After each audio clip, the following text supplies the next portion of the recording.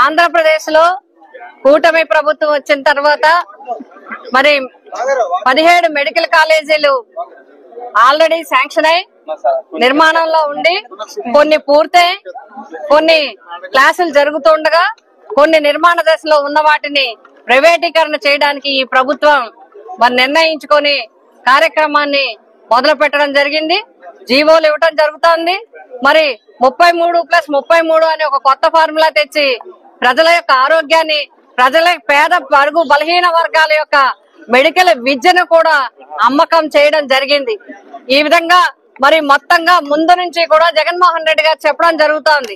ఈ రాష్ట్రంలో వైద్య విద్య అందరికీ అందాలి, వైద్యం అందరికీ అందాలి, ప్రభుత్వ మరి హాస్పిటల్స్ అన్ని కూడా బలోపేతం కావాలి, అప్పుడే పేదవాడి ఆరోగ్యానికి ప్రాధాన్యత ఉంటుందని మరి చెప్పడం జరిగింది.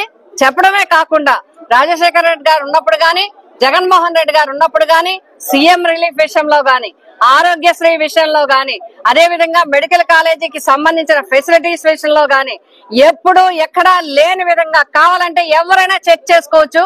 మెడికల్ సిబ్బందిని నియమించడంలో గాని, డాక్టర్స్ నియామకంలో గాని ఎక్కడా కూడా వెనుకాడకుండా జగన్ గారి ప్రభుత్వం ప్రజలకి అండదండలుగా ఉండడం జరిగింది.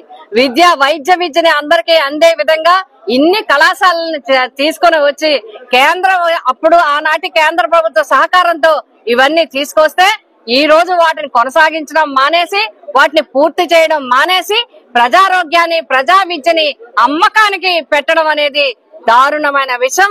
అందుకే ప్రజలందరి తరఫున స్పందించాలి, ప్రజలందరి తరఫున మనం పోరాటం చేయాలని మా పార్టీ అధ్యక్షులు వైఎస్ జగన్మోహన్ రెడ్డి గారు నిర్ణయించుకుని ఈ రోజు ప్రజల దగ్గరికి వెళ్ళటానికి ఒక కార్యక్రమాన్ని తీసుకుని 1,000,000 సంతకాల కార్యక్రమాన్ని తీసుకోవడం జరిగింది. అందులో భాగంగానే ఈ రోజు మరి పిఠాపురం నియోజకవర్గంలో పోస్టర్ ని రిలీజ్ చేయడం జరిగింది. ప్రతి గ్రామం నుంచి వందలాది సంతకాలు చేయించి పిఠాపురం నియోజకవర్గంలో ఉన్న ప్రతి గ్రామం నుంచి, ప్రతి వార్డు నుంచి కూడా, మున్సిపల్ ఉన్న ప్రతి వార్డు నుంచి సంతకాలు తీసుకుని మాకిచ్చిన డేట్ ప్రకారము నవంబర్ 22వ తేదీకి సంతకాలన్నీ సేకరించి వాటిని పంపించడం జరుగుతుంది. గవర్నర్ గారి దృష్టికి రాష్ట్ర వ్యాప్తంగా తీసుకెళ్లడం జరుగుతుంది.